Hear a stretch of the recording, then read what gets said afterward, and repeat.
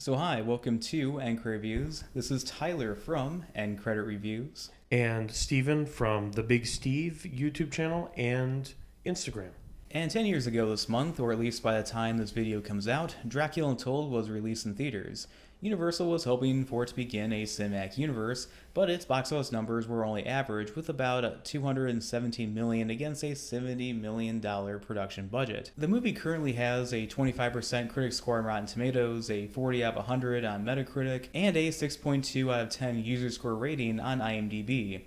And the question I have is, was it really that bad? You're asking me? You and the audience. Oh, yeah, I gotcha.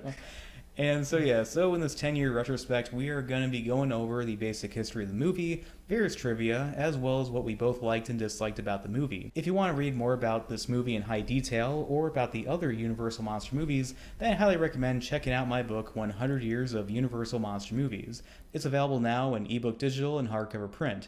Check it out in places like Amazon, Barnes & Noble, iBooks, and so on and so forth.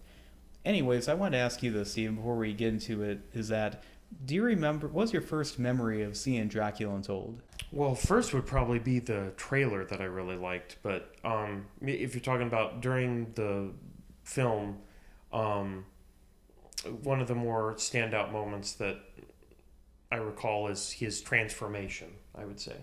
I think that was pretty memorable. And I did really like in Dracula Untold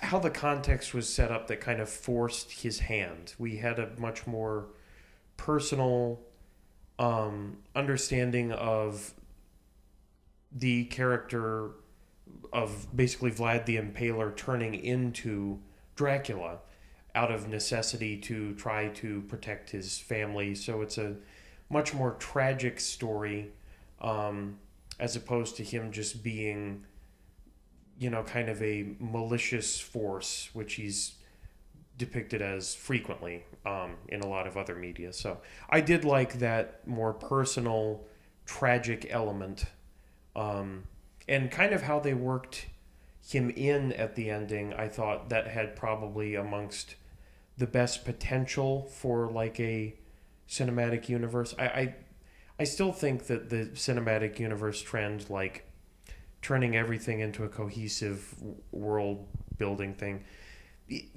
that can be done, and I would say has been done in ways like we're so used to the Marvel standard that it's gotten toxic and everything holds it to that. But things have been in universes like the Universal monster movies and stuff from the 30s. There are more ways to do it. There are more subtle and better ways to do it. And I think that kind of having Dracula just be out there in the current day, that was a good way to just, you could take this however you want.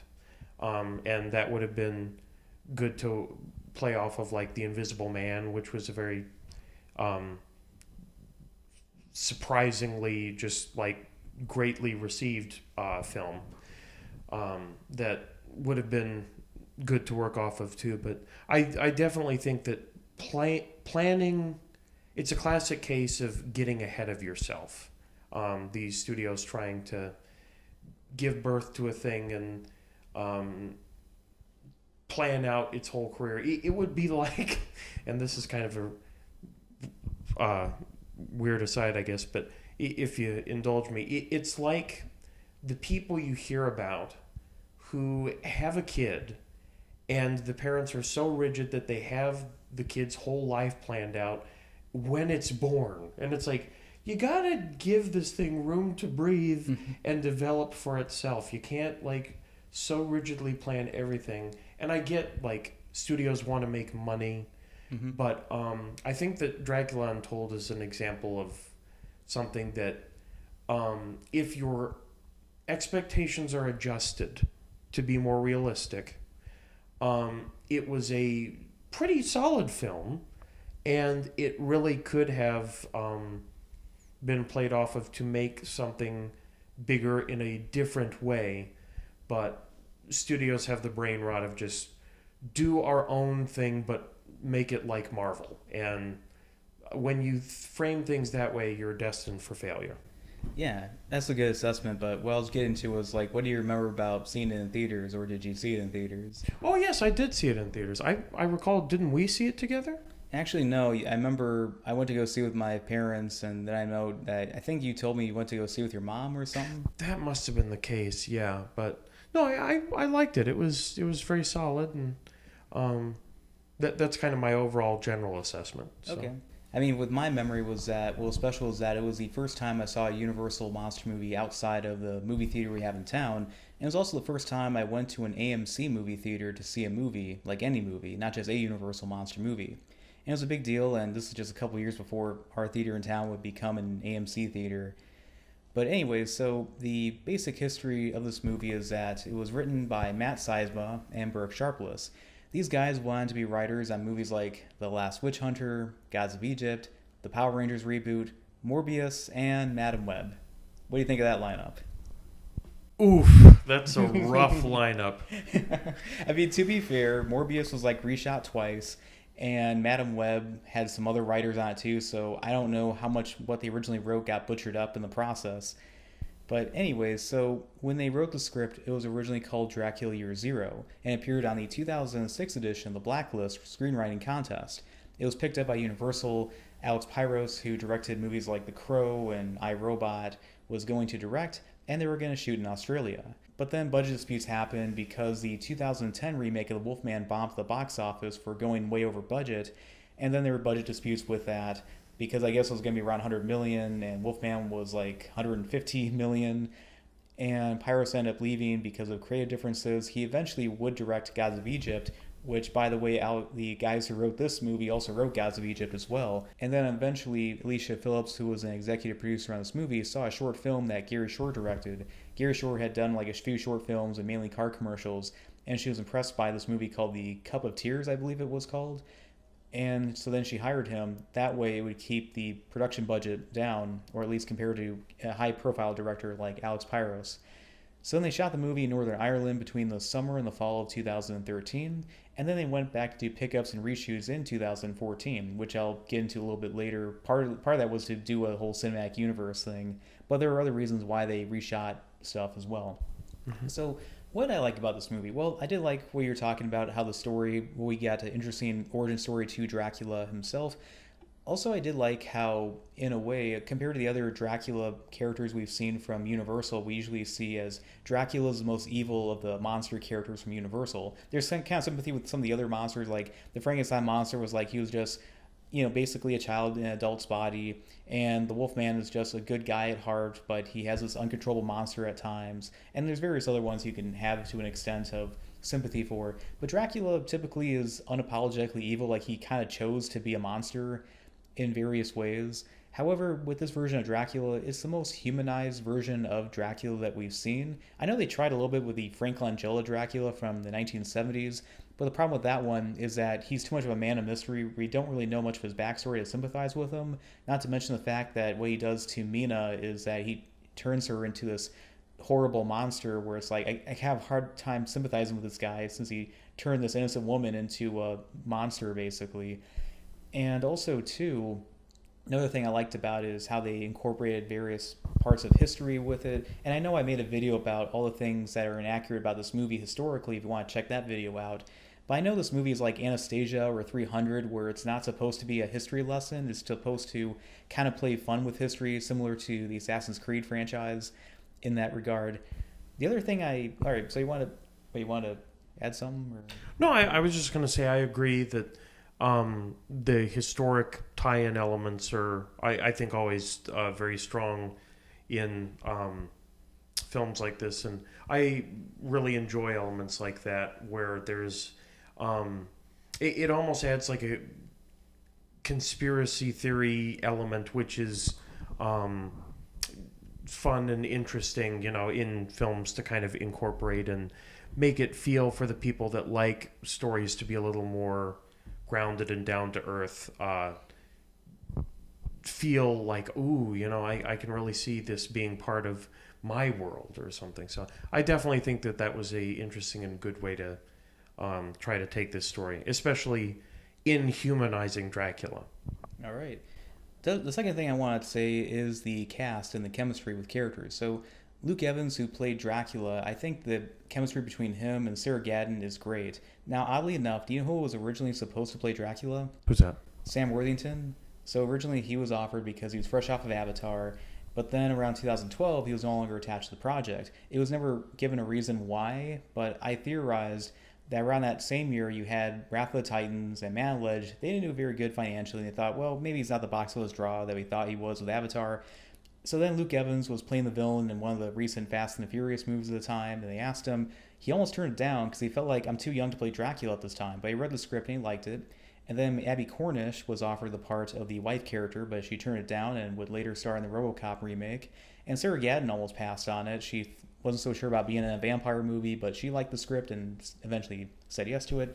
And I got to thank Sarah Gadon for the fact that it was her idea for her and Luke Evans to really get to know each other, so they were very comfortable around each other. And every time they're on screen, I'm like, these two feel like a real married couple. And even when promoting the movie, there were rumors going around like, are they like a real, like, you know, are they really together or something like that? I mean, they weren't, of course, but it's just kind of this great chemistry. I would say it's almost on par with Brendan Fraser and Rachel Weisz in the Mummy movies, how excellent that on-screen chemistry was. Also, going to the story as well, the whole thing about the fact that Dracula is cursed to be a vampire forever, and his first victim, like his first taste of blood, happens to be the woman that he loves. So I feel like that was extra tragic. I'll get into more details about that as we go by with that. Yeah, no, I agree that there's lots of elements in that story, and the necessity for him to be a vampire to try to save his kingdom, that just all of those elements worked really well, as well as the kind of the manipulation of bats and things like that. That was, to me, very reminiscent of the Nolan Batman series, and I really like that. Oh yeah, I mean, some people jokingly called it Dracula Begins, or at least I called it that. Oh yeah, but nice segue to the other thing I like about this movie, the visual effects. Now this was mainly done by Framestore. And at the same year, they were working on movies like Guardians of the Galaxy and Paddington. And for a $70 million budget, this movie looks incredible, I guess with visual effects at least. For a movie that cost less than half of the budget of an average Transformers movie at the time, this movie, I mean, the details are great, especially when sunlight hits Dracula's face and you can see like his skin peeling off like, you know, dried paint. I think that's the details we went with. That was great. I like the extensions of various shots to the backgrounds and various details too that they had. And when Dracula's like in vampiric form, or he's like, you know, being very scary looking, he becomes like so pale where he becomes kind of transparent in a way. You can kind of see his skull a little bit. I really like those details a lot. And of course, you know, the fist of bats or whatever it was, that became kind of cool in that, because I remember we were at a party one time and I remember we kind of joked about that. We kind of got detail when the movie was coming out. I don't know if it was out yet at the time or whatever, but yeah. Yeah, it must have been in a trailer or something, but yeah, it's Wait, what do you mean, the party or the fist? The bat fist or something? No, that was in the movie. Well, yeah, no, I know that, but like, yeah, I get you.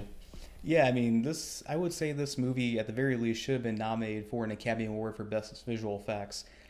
But anyhow, so another technical aspect I highly appreciate about the movie is the soundtrack by Raymond Djawadi. I'm sorry if I mispronounced that name. Believe it or not, he actually left to do the music for Edge of Tomorrow to do this movie. And he's best known for doing the theme song for Game of Thrones, and I would say his best work was the soundtrack for Pacific Rim. I really liked the whole like foreboding thing with the choir with Dracula's theme. I really liked the tender theme in terms of like his family and his wife. And also the final scene too, in terms of what happens. I don't want to spoil what happens, but I gotta say the final scene, what happens, what Dracula does to save his son, really is a tear-jerking moment. I would say it's one of the saddest moments in any Universal monster movie. It's not exactly number one, like the final scene in Van Helsing for me, but I will say that in terms of like one of the saddest moments in a Universal monster movie, it's highly up there with, I would say, the ending of the original Wolfman, or various moments in Bride of Frankenstein, especially when the blind hermit befriends a monster. That really tugs at your heartstrings very well. Yeah, absolutely. I completely agree. Also, Tyler, I'm shocked that you prefer the effects of skin peeling from the face to glowing or glinting within the sunlight. You know that that another infamous vampire movie that we love so dearly. We should watch the rest of those just to laugh at them. We should. Yeah, at some point, because I remember we were laughing for, I forget how many, 2 minutes straight, just insane laughter of just, we went mental with this moment of like the hipster pilgrims. Oh my gosh, yeah, they were so bad. Yeah, The tricycle effect of running. Doing a Twilight marathon would be like a Guantanamo Bay simulator for me, but it could be really fun. Or it could be like the funnest, guilty pleasure laughs ever. Sure. It's like, oh hey, you want to watch like Batman and Robin, Mortal Kombat Annihilation back to back? That would be a great time, just watching a movie you know it's bad, but you love it, and like it's so bad it's funny. Sure. It's unintentional comedy, yeah. And I think Twilight kind of may have been the reason why this movie may have underperformed, because when it's like, oh, it's a vampire movie, and I think that kind of maybe tainted the box office, profits that this movie could have had. In retrospect, that could have happened. But I want to transition into the things that I didn't like that much about the movie. So the main thing is that I felt like the two villains of the movie, Mohammed, as well as the master vampire character, I felt like they were important villains in the movie, but I felt like especially Mohammed could have had more screen time. And the movie is only about a little over an hour and a half long, and I know there's a lot of things that they cut from the movie, which I'll get into a little bit later. But yeah, the thing is, I feel like they should have more screen time, especially Mohammed II being a villain who was obviously, a threat in the movie, and someone that Vlad has a personal connection to, kind of growing up with at some point in time. But yeah, that could have been a thing. And also I already just did mention the runtime. It's a little bit short, in my opinion, in ways like it could have been at least 10 minutes longer, and part of that could have been spent on developing the Mohammed character, similar to like Kingdom of the Planet of the Apes. I enjoyed that movie a lot, but I felt like one of the ways that movie could have been better is that you could have had more screen time to the movie's villain, Proxima Caesar. Yeah, I definitely agree to the comparison and the actual film. It's almost hard for me to even remember like the actual impact, other than just the vague threat in the narrative that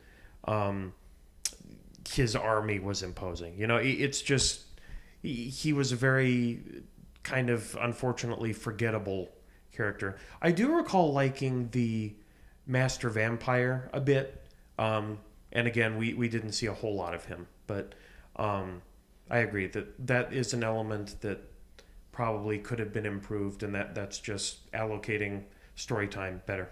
Story time. So a while back, I made a video about the 2012 script draft of Dracula Year Zero, as it was called, but I recently got my hands on what was called Dracula during production. This is actually a production use movie script that they did for the movie.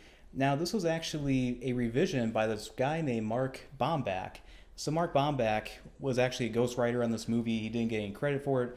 Now, this guy is best known for being a writer on various movies such as the Total Recall remake/reboot from 2012. He also was a writer on Wolverine, but he's best known for being a writer and an executive producer on movies like Dawn of the Planet of the Apes and War for the Planet of the Apes. So another, Planet of the Apes franchise, connection there.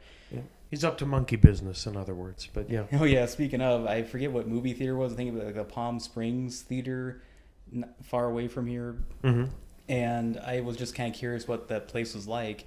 And do you know what their drink was for Kingdom of the Planet of the Apes? What's that? Monkey business. Yeah, that's hilarious, yeah. So anyway, this is a script that was called Dracula. That was the name of the movie when they shot it, and then they eventually changed it to Dracula Untold, which is, of course, any of those two are better than Dracula Year Zero, which, by the way, I believe that was a title over in Japan. And speaking of that, in Japan, they're not called the Mummy movies. They're actually called the Hamanoptera movies. I don't know why they call them mummies, but yeah, they changed to Hamanoptera. So anyway, here are the differences between this script and the final movie. In addition, there were hints of this that were shown in deleted scenes or in the trailer for the movie. First was to show Vlad and his wife romancing in the castle gardens. This was a deleted scene, and the director decided to cut this moment out because they wanted to get to some of the action sooner. But I wish they would have kept this in, because it would have been a nice come full circle at the final scene of the movie when he sees what she looks like, or at least a reincarnated version of her as Mina, when she's going through that market and looking at some flowers. I think that would have been a nice way to circle back to that in a way. And again, more nice on-screen chemistry between those two actors as well. So when Vlad and his men go to Broken Tooth Mountain, they do not go inside the cave, but they do in the movie. Now, this was part of the many reshoots before the movie came out. In fact, all the scenes with Charles Dance's character as a master vampire were all reshoots, but again, I'll get a little bit more of that detail. So Vlad's son Ingress was to mention the witch Baba Yaga, which was setting up that character. During the Easter festival, it was an outdoor setting, but I imagine they changed it to an indoor setting for practicality. There was also a character known as Simon the Wise, who was a boyar, which means a wealthy landowner, for those of you who don't know. But the thing is that he was meant to have a lot more screen time and things to say, but his screen time was cut down a lot. And at one point he was being rude to a servant girl. When Vlad goes up to the mountain and enters the entrance, and inside of it, we're designed like a Roman temple. In the movie, it's just like average looking like walls and that, like inside of like a cave. The actual set, then when they went back to reshoot it, was actually really small. And there were like detachable parts of the walls to kind of like readjust things around. And we were supposed to see like dead Turkish soldiers hanging upside down. And so then this monster that is in this cave then explains his powers to Vlad. Like, he also happens to be the ancient Roman Emperor Caligula, and he shows he can summon storms, he can hypnotize people, even make people see what they want to see. And you know who was supposed to play the Roman Emperor Caligula? Who's that? Charlie Cox, best known for playing Daredevil in the MCU. That would have been interesting. Yeah, what's weird is that they shot his scenes, and when they decided to reshoot them, the thing is that, so I'll get into this. So Vlad was supposed to kill this vampire with a silver necklace that his wife gave him, and then he drinks Caligula's blood that goes into this chalice that we kind of see in the trailer. And also in that trailer too, we see how his cape is on him in the movie, but in the trailer when he drinks the blood, his cape is not on him because he was hanging upside down. His cape must have fell off when that happened. And the thing is that the reason why they did this was that they wanted that character to come back and be revealed as the Emperor Caligula in a possible sequel or part of the cinematic universe later on. But I don't know if Charlie Cox wasn't available for the reshoots, or maybe they want a bigger name like Charles Dance to do that, so that's why they replaced Charlie Cox with Charles Dance. When Vlad comes across a village, when he gets his powers, he was supposed to run into Baba Yaga, go into her hut, and she would explain Vlad's powers to him more. This was played by Samantha Barks. And the makeup was very kind of like Sam Raimi Evil Dead. You can see it online, the deleted scenes, but they ended up cutting it for time. So then there was a deleted scene showing how Vlad was able to hypnotize people. So he hypnotizes a Turkish commander laying siege to his castle. And then, this is in the trailer too, like briefly, you can see Vlad charging with his men against the Turkish army.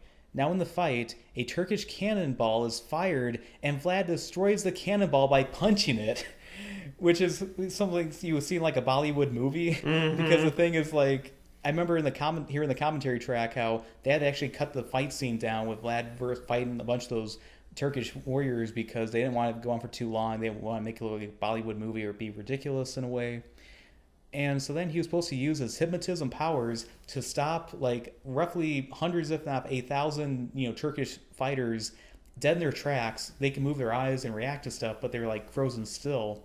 And then Vlad hypnotizes them to see a vision of a giant monster coming, near them, and that scares them away. But in the movie, they just made it look like Vlad just took on the entire army by himself, which was pretty cool. I think that was a better decision to go with.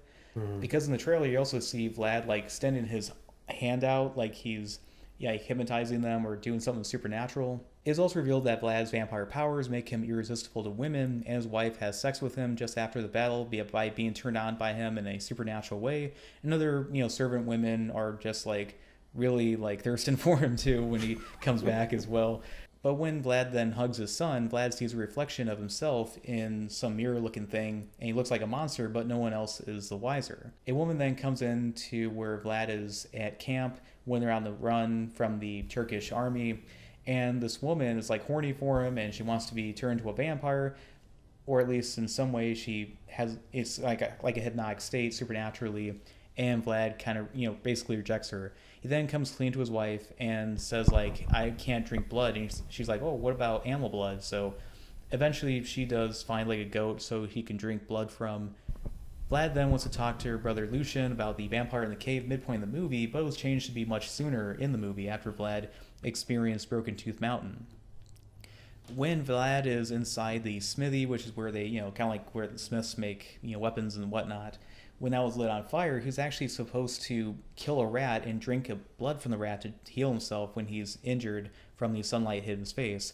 In addition, he was supposed to kill Simon the Wise after Simon was trying to do instigating and saying like, oh, let's just kill him and that. In addition, Vlad was protecting a little Transylvanian boy named Mihai who was orphaned because his father was killed.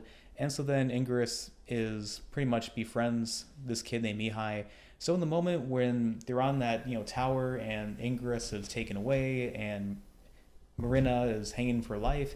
So originally that kid Mihai was supposed to be there as well, and he was kind of dying from a Turk, hurting him. So then Vlad in desperation actually drinks this little kid's blood and becomes a vampire. Marina was actually supposed to commit suicide by letting go of her grip and falling to her death, and Vlad can't catch her because now he's a vampire. Her crucifix repels him from catching her in time. But test screen audiences hated this, and they end up reshooting it, which I think was a good decision to do that. I think that saved the movie, where it becomes more tragic of Vlad having to drink his wife's blood to save their son and be cursed to be a vampire, opposed to kind of Vlad kind of giving in to the temptation to become a vampire in that regard. When Vlad fights Mehmed in the 10 filled with silver coins, Mehmed's sword is also made out of silver and makes Vlad go flying back when he gets hit. Obviously, they probably said, like, yeah, maybe this looks a little bit too cartoonish or whatever. Let's just go with regular swords, I would imagine. Mm-hmm. Instead of turning to a flock of bats to defeat Mehmed, Vlad was to hypnotize Mehmed to tell Mehmed's father disliked him. That he's like, oh, you're a disappointment or something like that. That lets his guard down to where Vlad is able to get the upper hand. It was revealed that brother Lucian was the one who told Mehmed of Vlad's weaknesses of silver because he was afraid of what Vlad had become. The final moment of the movie was to end with the gypsy character Shaglim bringing Vlad back to life, which is seen in the movie. But the final scene in the present-day time in London was a reshoot ordered by the studio to sequel bait and to begin a cinematic universe. This was something that the director, Gary Shore, didn't really like, but they ended up doing that. So that was part of the reshoot schedule where they shot mostly in Northern Ireland, but obviously the ending was shot in London's financial district over in England. And then also the prologue scene that's not in the script, that was shot inside a soundstage in Los Angeles. And that was some stand-in as a younger version of Vlad in that prologue scene. So what do you think of that? Yeah, that's a lot.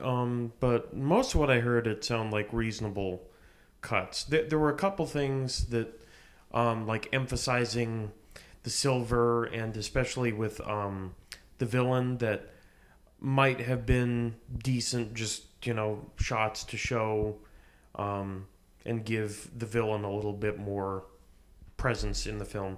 But overall, it seems like pretty reasonable cuts, and like you said, especially about his wife, him needing to drink her blood to save their son. That was a very a much better choice. So I definitely think that overall the choices were for the best in this case. Sometimes they are not, but this was definitely a better call. In the shot with him charging with his men, it's like, guess which one's the main character? Yeah, no, it's cool stuff. I'm kind of torn about the seeing himself in the mirror thing, because like I really do like the element of vampires not being able to see the reflection, or not having a reflection in mirrors, but because of the silver. But I don't know. Like, I could be swayed either way on that. But yeah. Another positive thing I wanted to say about the movie, or at least one of the last additional positive things I want to say about before we kind of wrap things up, is the fact that when it comes to quality of this movie or some of the more newer Universal monster movies, the thing is that I know that technically the 2020 Invisible Man movie is a better made movie compared to this one. I think part of it was because of the fact that there was less studio interference. The Invisible Man cost roughly a tenth of what Dracula Untold cost to make. The Invisible Man was like $7 million and Dracula Untold was $70 million. However, there's one thing about Dracula Untold does better at, or at least has more of compared to The Invisible Man, and that I would say is more replay value. What I mean by that is that I feel like certain movies are technically well made or competently put together, but they're not the kind of movies you want to rewatch again. I feel like a lot of critics, when they review movies, they don't really think about that. They don't think of themselves like, would I want to rewatch this again at any point? Like, it's even if it's like a good movie, you're like, would I want to watch it again? Because the thing is that I have rewatched Dracula Untold at least several times since its theatrical release about 10 years ago. However, I've only rewatched the Invisible Man movie from 2020 just one time since I saw it back in 2020 in theaters. But what are your thoughts on this? Yeah, I can see either way on that. I can vouch personally that I've probably seen The Invisible Man total of 3 times at this point, and I've seen Dracula Untold twice. Okay. So I think they both have merit in their replay value, but I definitely agree that for the larger point, critics may have a blind eye to that in general, especially if it isn't just instantly their cup of tea or something that sucks up to them like, oh yes, it's glorifying us in Hollywood. I definitely think there's a lot of truth to that. So the final thing I want to say about it, at least positively, to sort of wrap this thing up, is that compared to other Dracula movies by Universal, of course I prefer the Bela Lugosi Dracula movie over this one.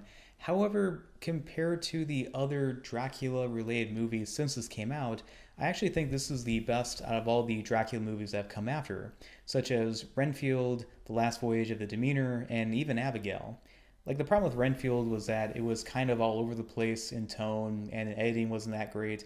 Awkwafina was miscast as the police character, and I felt like her acting in terms of her being a police officer wasn't that good. I mean, she was funny in the movie, I just felt like the way she acted in that movie didn't feel like an actual police officer.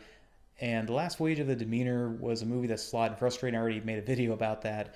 I mean, I did like the details on the ship as well as the design of Dracula in that movie just being a monster. But the problem is that I went to these very contemporary cliches like, what are the odds of a black guy in the 1800s also being of Cambridge education happens to be on the doomed voyage of the ship? And then I mentioned the Bill Burr thing about like how, that people don't like him because of the color of his skin, and then it's like, let me ask you something: how many more of those white people are evil movies are they gonna make? As Bill Burr once said. And then the woman character on the ship just so happens to conveniently know how to use a gun when the time comes. And the thing is that in early draft of the script that I have back in 2006, originally the main character was supposed to be a local Slavic guy who happens to go on the ship because his son was kidnapped by what turns out to be Dracula. And so obviously that was a change to make it more, contemporary, and I guess we want to call it like current year or whatever we want to call it that. I did like Abigail a good amount. It was fun, but the problem with that movie is that I felt like it was too much of a like not copy paste, but it felt like kind of self-plagiarism from Ready or Not, because it was also done by the same writers and directors of Ready or Not in many ways. I don't want to, have you seen that movie? I have not. Okay, so I don't want to spoil anything. I'll go into more details maybe later on, but there's a lot of similarities from the lighting to various things that happen in it. But yeah, I did enjoy that movie. I still recommend it. So you'd say I'm not ready for it? I'm not ready. All right, but anyway, so what do you think of those other movies? Which ones in particular? Like Renfield and Last Voyage of the Demeter. I actually haven't seen either of those at this point. Oh, that's odd. They've been out for a year now. Yeah, but Renfield didn't look too hot to me. The Last Voyage of the Demeter, I'd be curious about, but yeah, the others, this I'm sure, like, I will probably firmly like the most of the contemporaries, and obviously I do enjoy the classic Dracula as well. Also, a good point to bring up, I guess, a little bit is Van Helsing's Dracula. He's kind of a weird one because he's got some bits of kind of different parts of Dracula's life, and I did kind of like his motivation being kind of having babies in that one. Mm-hmm. But I still think I prefer this version of Dracula in Dracula Untold, and I would like to see a story of how that character turned into something much more like we're used to with the 30s. Like it'd be interesting to see that version of a increasingly fallen from grace version of Dracula. And maybe they choose not to go that direction with it, but I think a story that shows him become a villain from a tragic character would be like an interesting direction to take it, as opposed to something more contemporary and kind of between mixed lighthearted or just period piece where he's underemphasized. I see that. I personally look at every incarnation of Dracula from Universal as different aspects of the character. Like, for example, Bela Lugosi's like the classic version, and then Carlos Vieira's in the Spanish version is kind of like, kind of the imitator of Lugosi's performance. And then you look at John Carradine, the House of Frankenstein, Dracula movies. He's like the thespian, the guy who's like really into acting, like very Shakespearean take in the character. With Frank Langella, he's obviously the lover, that aspect of the character. Richard Roxburgh is like the aristocrat, and Luke Evans is like the warrior, and then the one that Nicolas Cage played is like the boss side of it, being very bossy in that. And then the one in The Last Voyage of the Demeanor is pretty much just a monster in a way. And then, not to spoil, well, I guess you can kind of spoil it because you kind of expect it to happen. I'm not going to say who plays this Dracula and Abigail, but he's basically the father in a way. Like, that's all I'm just going to say about it. That makes sense. But yeah, in fact, Luke Evans was lobbying on social media for many years to play Dracula again, whether it be a sequel to Dracula Untold or even if it wasn't connected to Dracula Untold, he wanted to play Dracula again. That's how much he wanted to play him. And someday in the future, I would like to go over the script for Van Helsing that was written for the Dark Universe, and when I read about it, it was connected to Dracula Untold. Yeah, that would be interesting to have a cook session on, just flesh it out and see what could have been / I guess elements of what could be if they try again at some point. But in these things, it's frequently very different how it ends up if they try again later. Yeah, so, whenever they remake Van Helsing, I'm gonna make a video about that and what it was gonna be about. It's gonna be Vanna Helsing or something like that. Well, the TV show was Vanessa Helsing. There we go. I think, or something. But anyways, so what would you give this movie, Steven, on your own rating system? It's been a while for me to remember clearly, but I definitely think this was in the high 70s to low 80s category for me. So probably like a 78 to 82%, as I recall giving it at the time. And that seems fitting. This is making me want to watch it again, so I will probably be doing that very soon. But I think that's a fitting score because it encapsulates the overall quality and feelings about it. But we've talked about a lot of the pros and cons of the film so far. So what would you give it, though? For me, I do like Dracula Untold. I always thought it was a solid movie, and in ways it did get better with age. Although I do acknowledge the problems with the movie I already mentioned before, as well as its pros, but in ways it's like when you kind of look back on movies from 10 years at least or more, and in ways they're kind of better than movies made nowadays. I know that's kind of a nostalgic retrospect, as some people may argue with that. But the thing is that in some ways it was better because this movie was never meant to begin a cinematic universe. It was kind of changed in that regard, but it still works as a standalone, and it could have begun a cinematic universe. It would have been better to begin a cinematic universe than the Tom Cruise Mummy movie that tried way too hard to do that.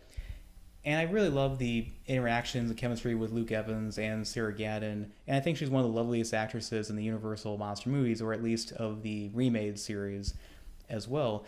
And yeah, I would have liked to have seen more of this movie. I like the action scenes. I really love that scene between Vlad and the Master Vampire. Charles Dance did a great job, especially how ghoulish he looked in that makeup of his.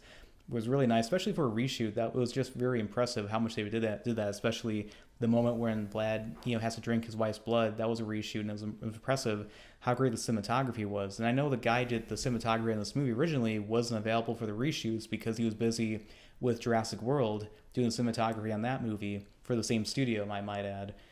But yeah, I do like Dracula Untold a good amount. It's a pretty solid, entertaining movie, and I would say one of the better Dracula movies, or at least by Universal. And I would say check it out if you haven't already, or maybe if you dismissed it, I would say give it another look. It's on Netflix last time I checked. So as for Dracula Untold, I would give it a B. Fair enough. Yeah, I definitely agree. I would also kind of second your notion about films from even just about 10 years ago. I think the people that would argue that we have better today have a very uphill battle to argue just because of the corporate capture of so many of the film studios. They've always been a factor, but even 10 years ago, there was more of a hands-off approach where they would let directors and artists be artists.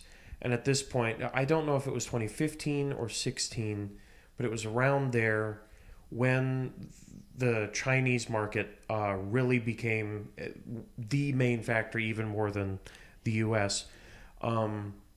That's really where it seemed that cinematic universes and then these great properties being ruined by basically just studio heads and getting involved. So I definitely agree with you, and hopefully there are exceptions to that rule. I think that horror, especially as a whole genre, when it's kind of moderate to low budget, has had a great renaissance recently. But they're the exception to the rule, and hopefully we'll get to a time, especially with the increasing ability to make amazing, I hate this word, but content, and film, just media as a whole. Hopefully with that being more accessible to the public, democratized in distribution through even streaming services and things like that, we will have a means of circumventing the problem in the near future. Yeah, I definitely agree with that. I mean, technically, the whole Chinese box office thing really became an issue during, I guess, when Avatar came out, and a lot of other studios wanted to, get on that Chinese market, which is part of which was the reason why that Red Dawn movie from 2012 ended up getting changed from China and North Korea, and various other drama that happened with that movie. But not get too off topic. Yeah. So anyway, this is Tyler from Anchor Reviews. And the Big Steve from YouTube and Instagram. All right, and we hope to make a lot more in the future, and we really hope you enjoyed this video. And check out Dracula Untold if you want to or not. Please like and subscribe. Also, in the comments, if you like it, tell us if it bites or sucks or some variation on wordplay with that.